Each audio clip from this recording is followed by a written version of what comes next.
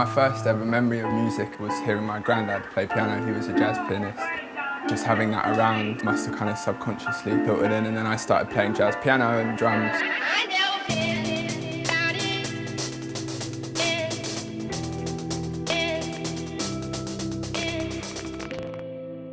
Jazz was my entry into collecting vinyl. This Chick Corea record was a big favourite of mine. There's a tune on there called Spain, which I played drums for in a jazz band.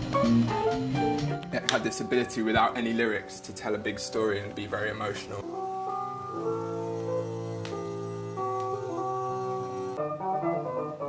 Yeah, so they're just like switch-ups like this the whole way through a 9-minute tune. I just like the way it takes you on that kind of journey of, you know, stuff.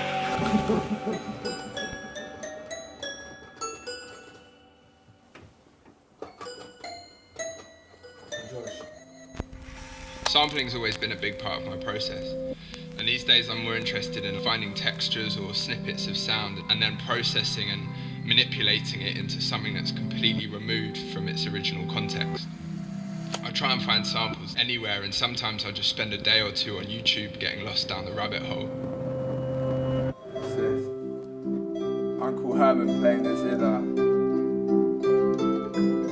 A very serious track. Bulgari, Turkish disco folk. I'll just take that bill, basically.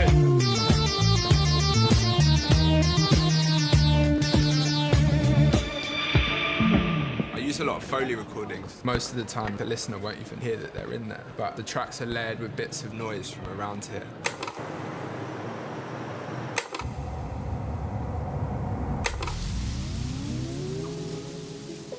I kind of love the idea that I can record the ambience of my studio or of a friend laughing.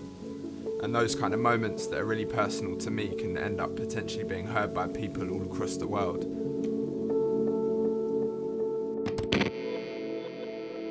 When it is going well, you can't explain that feeling. I can sit in the studio for 3 days. You just get so into it and you're so involved in that world. It's all-consuming. When you then leave the house, people look strange. Even the air on your face, that's just all a bit much. When you see a doctor, it's a hit record. For physical cause, it is most important that you try to find the cause for your sleeplessness. There you go. Writing music for me is a constant balancing act, and staring at a computer screen is sometimes the least inspiring thing. When I started producing, I put a lot of pressure on myself to create all the time. It definitely took me a while to realise that actually the time out of the studio is just as important as the time in it. And that it's sometimes counterproductive to sit there for 15 hours a day and not see the sunlight.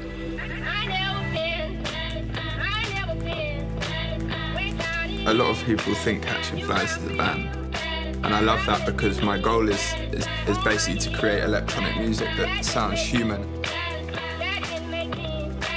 After trying to second guess what people wanted to hear or what I thought I should be making, I've definitely learned to relax more in my process. And now all I'm really concerned about is making music that's a completely honest representation of me.